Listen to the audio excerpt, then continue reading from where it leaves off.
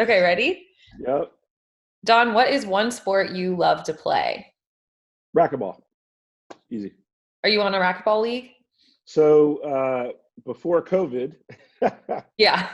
in the state of North Carolina, I was ranked number, I think, 31. And I took like a 3 or 4 year layoff with just life and crazy. And so when I first started playing back, I was ranked number like 99 or 80 or 114. Like this is something bad. And so I had to work my way up. But I like racquetball and reasonably good at it. And it helps me stay in shape and manage stress. So racquetball is my favorite sport. That's awesome. What is your favorite place you've ever traveled to? Favorite place I've ever traveled? Oh my gosh, that is a good question. In my prior life, when I was a bag carrying sales guy in the IT space, I mean, I traveled Germany, France, all over the world, really. I guess my favorite place was probably India. Mm. And the reason that it's not so much because I was doing a lot of tourism and different things, it was the most starkly different experience that I've ever had. I mean, you get off the plane and coming in the airport in Mumbai, and it is this sea of people. Like if you think of however busy you think of New York, multiply it times 20 in the cities in India. That's And you could see the despair. Wonderful people. One of the companies that I exited from was acquired by an Indian firm. And so that was the most changing experience of understanding, integrating with, being a part of a new culture. So that's one of the reasons that it's really impacted me the most. And I would say is the favorite. The food was amazing, people amazing, but man, there was a lot of people. What was your favorite thing you ate when you were there? I was pretty particular. Like I ate mostly regular food because here's the thing. I was going there for a multi-million-dollar transaction. And here was my fear. Like I brought like a suitcase full of my own. Really? I wouldn't eat anything spicy or whatever. The last thing I wanted to do over the week that I was there, the times that I was there, is eat something and get sick. Eat something that was too spicy and I have a sensitive stomach. So literally I was very, very uh, focused on the atmosphere. I took in some of the sights. People were amazing, but I was actually very particular about the food I ate because the worst thing imaginable is to me go in this environment with what I had to get done and get sick. And not because of the food, but just because me being used to it, everything's really heavily spicy, hot. So I don't really have a favorite food there, but that's the reason why. That's funny. What is a place you want to travel to but you haven't been to yet? Oh man, also good. Somewhere like Bali, like somewhere that's got beautiful water, super exclusive, super quiet, where money can buy you quiet and pampering.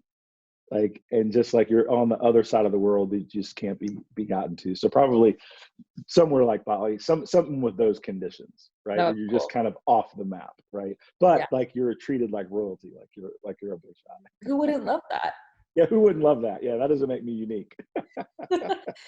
If you had an autobiography, what would it be titled?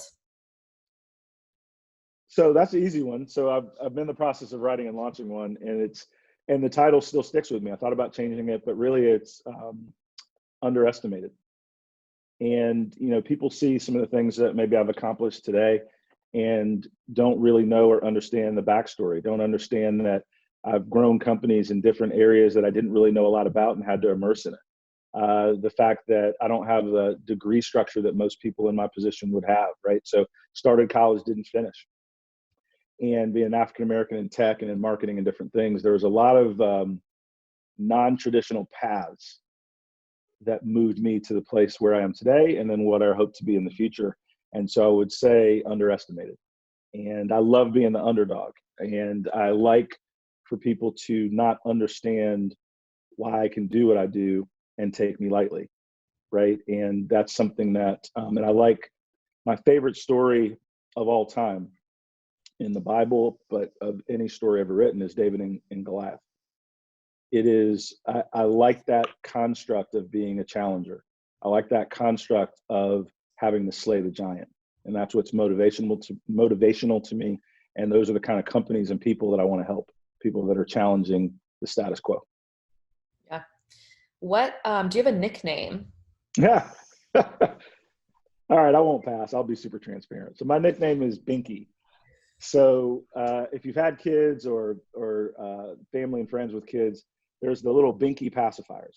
Yeah. And in my younger years, obviously, I would take the Binky and I would throw it, and my mom or my babysitter or whatever have to go get it and take it and throw it. And my full name is kind of long, right? My full name is Donald Andronicus Thompson Jr. And so we needed some kind of nickname, and my mom called me Binky based on the pacifier, and it stuck. And even to this day, when I go to this little town in Bogalusa, Louisiana, people that know my family, knew me growing up, knew me as a baby, they were like, "Oh my God, how's Binky?" I'm on podcasts, I've written books, man. I'm a CEO, but in Bogalusa, Louisiana, I'm still Binky. It's a good way to stay humble.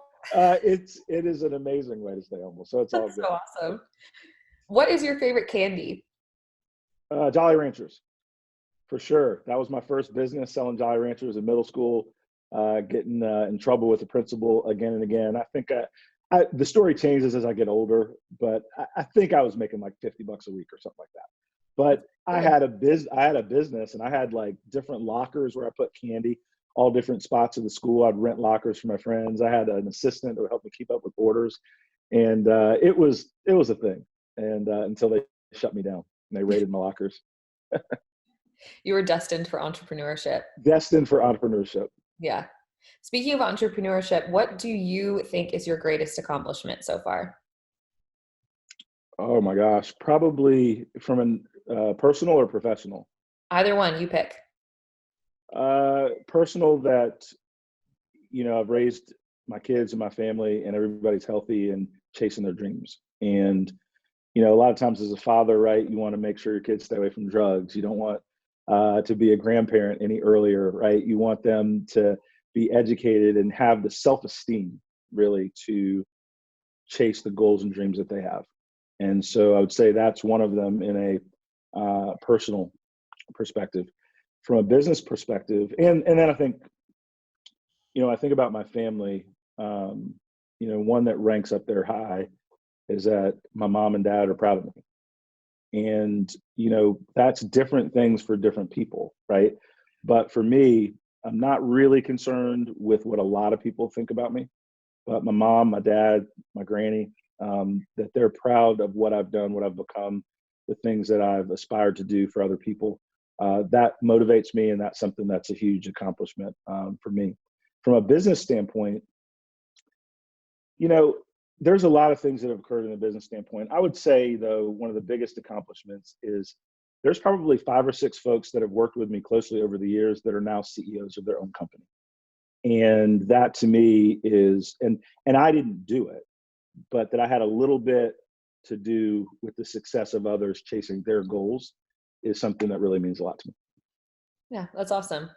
What is your go-to karaoke song? I'm not a big karaoke. That's a good question. I've only done karaoke like once or twice, but like it would be something by Run DMC, right? They're like the King of Rock would probably be that's the rap song that I love the most that I actually know the words, like, or at That's least some of awesome. them. And what is a song, not your I'm the karaoke king of rock. There is none higher. Sucker MCs, they call me sire. It's totally an egomaniac song too, right? You know what I mean? Like, Oh, yeah. king, sire, like it's a lot. I mean, like I'll do this real quick. It's almost like, what if I was doing a rap song, right? And then I was on the Iron Throne, right? And then we had King of Rock in the background. Like, I am absolutely ridiculous. And so we should have a thing DT Uncut, because it'd be pretty interesting. We also need to have office-wide karaoke when we all get back. That would be great. So natural segue, seeing the backgrounds you just chose, but what's your favorite TV show? Game of Thrones, number 1. Game of Thrones, when I rewatched it, number 2. Game of Thrones, when I watched it for the 5th time, number 3. There is no close second. That's like awesome. Now 4th would probably be like The Godfather. 5th would probably be like a show like The Wire or something like that. I like the Jason Bourne, but to me, favorite show of all time, no close second, is Game of Thrones. And what is it you love about that show? Everything. Like it literally is, whether people want to think about it in this way or not, it's life, Mhm. right? The competitive nature of the show, that winner take all mentality, is, like it or not, is the environment that we live in. It just so happens, do you want to participate at the highest level, or do you want to just get moved with the crowd? The other thing is just the sheer strategy of the different leaders and building and changing alliances. And then I thought that for the most part, for most of the 8 seasons, that the acting and the writing was amazing.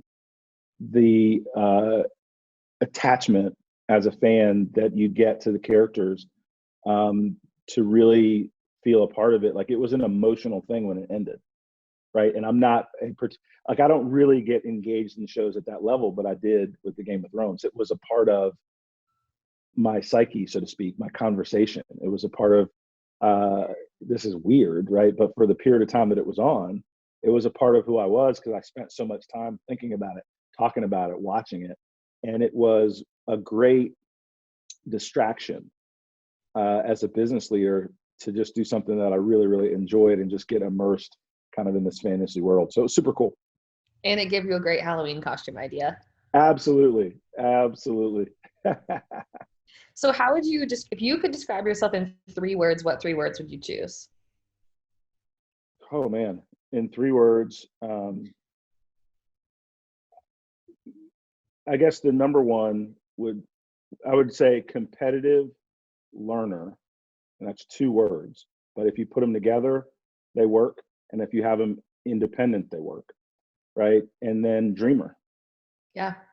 right? Like, I think that I'm always thinking about how to create the future that I want. And I think that I'm very blessed to have parents and family that gave me the expectation that I could become whatever I wanted to become, as long as I was willing to work for it. And also prepared me for what life would truly be like. Like, my family drilled into me that life isn't fair because you hope it's so. You've got to win with the cards that you're dealt, right? And so that way, when racism or different things hit me in my life, it didn't matter. It was already expected. It just was a matter of, that was the specific thing that I had to overcome. But I wasn't shocked that the world wasn't fair. And so I had to figure out how to make the rules of the road work for me. And that mentality allowed me to move forward quickly, because I didn't slow down enough to think about all the things that were wrong with the world. I just figured out what was right enough and how to work with that. What is a book you're reading right now that you think everyone should read? So I read a lot. There's a book, two, right? So one is, it's called Create the Future. And so, back to Dreamer and the future, it's almost, and then it's a disruption handbook. So it's 2 books on the same, that doesn't really work. But No, in the create background. create, create the future. And the guy that wrote it is Jeremy Goosh. But the biggest thing about that book is, it talks about how to create the future from patterns that you see, right? That everything doesn't about being future forward doesn't have to be magic. You just have to be paying attention. And then you just have to pay attention to those patterns, right? To then change what you want to do and become and focus on as a business person, as an individual. The second book is, I'm just starting this one, and it's a book called Daring Greatly by Brene Brown. And I'm just getting into it. I'm dealing with, as I work through diversity inclusion and get smarter in my own right, a lot of the female leaders that I work with and that are part of my teams have talked about this author so much so I'm like, all right, how good could it, like, all right, Brene Brown, right? And I'm like, okay, so let me get into this. And this is my second book. The other one was Driving Through the Wilderness, which I like, right? Because most people are dealing with these kind of unspoken demons that they don't deal with, right? And demon's kind of a heavy word, but it fits, right? Brene talks a lot about, you know, what's the word that she uses? It's being vulnerable, Mm-hmm. right? And as a man, you don't think about yourself as being vulnerable. You don't really like that word even. And then as people, you don't like it. But in order to relate to each other, you have to understand where people are coming from. In order to relate to each other, you have to have the care to want to know. And so I want to read this book for me, but actually I want to know from an authority in helping guide and grow leaders, but a specific niche in female leadership and women's empowerment as a theme, what she thinks. And so I'm getting a lot out of it. And I like the fact that she doesn't create vulnerability from a mindset of weakness, right? It's a part of the journey you have to do to find your whole self and be your whole self at work and in life. And I like that because I'm actually not interested in pacifying people for their struggles versus helping them learn to overcome them and push through them, because everybody's got some bullshit they're working through. That doesn't mean yours is any more or less than mine. It just means we're the same. So yours isn't more than mine. Does that make sense? And so how do we figure out how to build a foundation and work through it together and be more empathetic of each other while we're still pushing for business and personal goals? So far, I really like the second one so far. Yeah, I like all her books. Yeah, for sure. Yeah, she's good. If someone could play you in a movie of your life, who would you choose? Idris, man. All the women are going crazy about Idris. And so they would go crazy about the DT movie. Like, that's just what it is. So it would be either Idris or Denzel, right? Like, yeah, Black actor royalty. Classic. Like, that's what's up. You know what I mean? That's awesome. What is the one local business? It's pretty funny that I've thought about that, actually. You're like, I had that. You said it before I was finished with the question. Yeah, exactly. So that's a little scary, but. You're like, well, I've already written a book, so the next thing we're going to do. Hey, Denzel. Yeah, the thing about writing a book, you have to write it and publish it so others can read it. Yes, it is happening. I got the writing part down, but you got to like make it available. Right.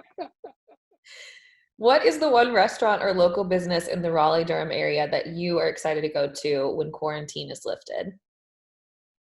Oh my gosh. So that would probably be, my wife loves the Umstead. And that would be a good transition back to normalcy. She loves the environment. She loves the food. And so probably just taking Jackie to the Umstead and seeing her smile about doing it. For me, a perfect restaurant is one that Jackie likes. I can eat much anything. Like, I'll go to the Umstead sometimes and she'll get whatever, this fancy stuff. Or we'll be in the bar and we're like, hey, could you make me a grilled cheese? And we go there a little bit. And so they know. So we're like, yeah, do you want bacon on it this time? Or do you want this? What kind of cheese? And they'll make me a good grilled cheese and just some fries, and I'm fine. I'm way regular. Like, but the Umstead, so Jackie can smile and do that. She would love that. So are you a window or an aisle seat person? Aisle seat for sure. Need the extra leg room. Yeah. Now, if I'm in first class, that trip, it doesn't matter. Those seats are all pretty good. Never been there yet. I'll do it one day. I recommend it. But when I'm flying coach or what do they call it? Delta mid-level or whatever, I definitely like a aisle seat and try to get as much leg room as I can. What is the best advice you've ever received? Oh my gosh. That's a really good question.